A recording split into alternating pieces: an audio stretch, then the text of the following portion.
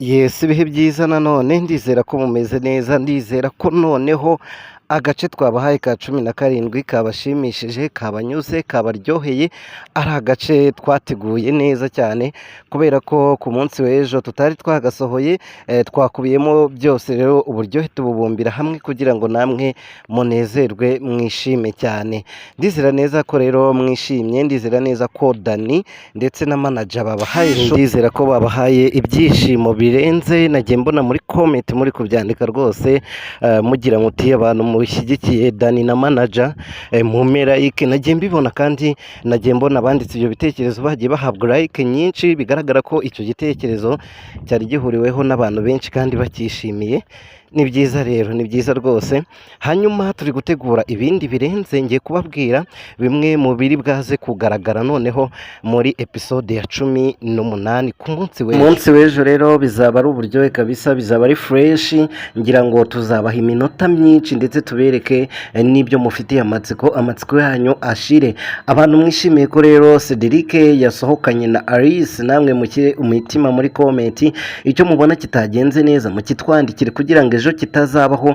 Mwabonye ko ibyo nababwiye ku munsi w'ejo byabaye, ejo hari kuri Severante, ariko twebwe ntabwo twayizihije cyane, ahubwo twari turi gukina, kuko kugira ngo episode nyine bihure n'umunsi, nuko bigaragara ko bitakinwe kera, ari iby'uwo munsi nyine urumva twabiteguye ejo, niyo mpamvu mwabonye rero filime itasohotse ku munsi w'ejo. Ariko noneho ubu ngubu dufite byinshi byo gusohora kugira ngo mutazongera kwicwa n'irungu ndetse ngo mujarajare hirya no hino nyine mubona ibindi bintu bidakwiye.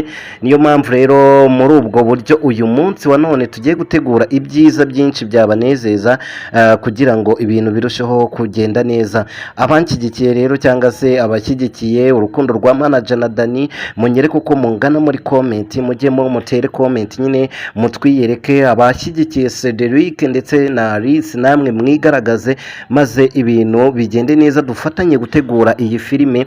Ndizera neza ko yubaka abantu kandi ibaha ibitekerezo byiza nyine by'uburyo bakitwara. Hari abantu biyumvisha ko urukundo ari urw'abantu bafite inote gusa, ari urw'abantu b'abakire nyine gusa, cyangwa se abakobwa beza bose bakwiriye guteretwa n'abasore nyine bafite amafaranga. Niyo mpamvu rero tuba twabikoze kuriya, kugira ngo umuntu yihindure umukozi, yigire uwo atari we, kugira ngo abantu bagaragaze nyine uburyo n'umuntu abaye ari umukene yagira umukunzi kandi bitamusabye kuba afite inote. Kandi ikindi biri icyo bigaragaza urukundo rw'ukuri, wa muntu ugukunda atagukurikiyeho ibintu. Ese nyuma asanze uri umukire abyitwaramo gute? Ibyo nabyo tuzabibonera muri iyi filime. Dufite byinshi dushaka kuzabereka, dufite byinshi dushaka kuzabahishurira. Ndabizi neza ko muzasobanukirwa kandi mukaryoherwa. Ndizera neza ko rero iyi filime nta kindi kibazo muyifiteho, nimba hari naho mubona bitagenda neza cyangwa se hari uwo mubona uyica. Ariko nkomeze kubona nanone uwo bita Gihozo tujye tumugarukaho. Gihozo nkunda kumubona muri comment, Gihozo nkunda kumubona abantu benshi bavuga ngo arabasetsa, barabashimisha, ngo nubwo akunda amafaranga. Gihozo ndizera neza ko abashimisha. Abantu mukunda Gihozo mwandike, ndashaka kureba uyu munsi ese abafana ba Cedric, abakunda Cedric ni bande? Cedric na Alice, abakunda Dani na manager ni bande? Ese abakunda couple noneho sasa abakunda Gihozo ubwabo ni bangahe?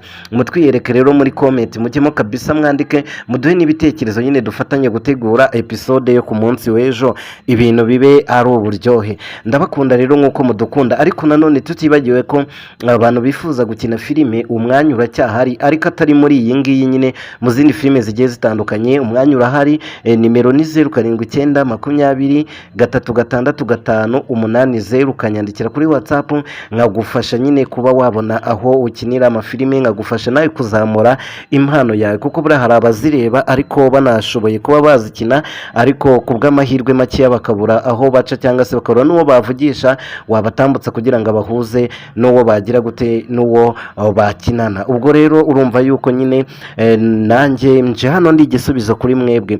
Mwibutse ko uru ni urubuga rwacu bwite nk'abafana bakunda iyi filime Umukire w'umumiliyoneri. Ndizera neza ko abayikunda mwese mwahuriye hano hantu, tugiye kujya dufatanya kuyitegura, tugafatanya guhana ibitekerezo. Muri cya gihe itasohotse amakuru muzajya muyamenyera hano nzajya nza mbabwira uko bimeze, ndetse no mu gihe kindi haba havutsemo ikibazo runaka tukabamenyesha nyine tukababwira uko ibyo bibazo bimeze. Ngira ngo ku munsi w'ejo itasohotse amakuru abenshi mwayamenyeye hano, nyine mbabwira uko bimeze. Niyo mpamvu rero runo rubuga twarushyizeho. Nyamuneka nimba ari ubwa mbere ugeze hano ukaba ukunda iyi filime yacu, dufashe ukande subscribe kugira ngo ujye umenya amakuru yayo, uyikurikirane, umenye ubuzima bwite bw'abakinnyi bayikinamo, umenye neza nimba iri bwasohoke nimba itari bwasohoke. Nidutanga ibihembo uba uhari nawe ubone kuri ibyo bihembo, bizaba ari byiza cyane nidufatanya kuva none ubu ngubu igitangira kuzagera igeze nyine ahashimishije. Murabibona yuko dufite byinshi byo gukina.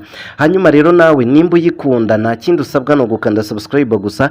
Ku munsi w'ejo agace ka 18 tuzagasora hakiri kare, tubahe iminota myinshi.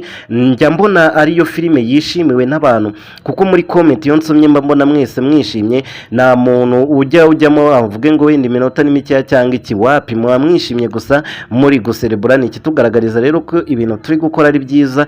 Nimuzajya mubona hari naho twakoze amakosa, mujye mutubwira kugira ngo turusheho gutegura nyine ibintu byiza dufatanye. Niyo mpamvu runo rubuga narushyizeho rero kugira ngo rubu urubuga rw'abafana, rubu urubuga duhuriraho n'abafana tukaganira. Buriya biba bigoye kubona filime irebwa kuriya, ariko nta hantu tugira twahurira n'abafana. Nibiba ngombwa tuzanashinga WhatsApp group yacu tuzajya duhuriramo tugahaniramo ibitekerezo, tukaganira imbona nkubone, ku buryo nyine ibintu bigenda neza tugafatanya kuyitegura. Nimba rero nawe uyikunda, kanda subscribe kugira ngo tujye duhanahana amakuru, uze no kwandika muri comment kabisa, udushyigikire nyine bino bintu birusheho kugira birusheho gutera imbere, kubera mwebwe nimwe mutuma tuyikora, nimwe mutuma tuyikina, nimwe mwebwe muduha ibitekerezo byo kuyitegura neza, bityo natwe twabona ibyo mukunda bikadufasha kuyitegura. Urumva rero byose ni mwebwe, nta na kimwe twabagaya. Ndagushimiye rero weho wayikurikiranye, ndizera neza ko mubonye irangiye yabateye amatsiko, yarangiriye ahantu hateye amatsiko pe,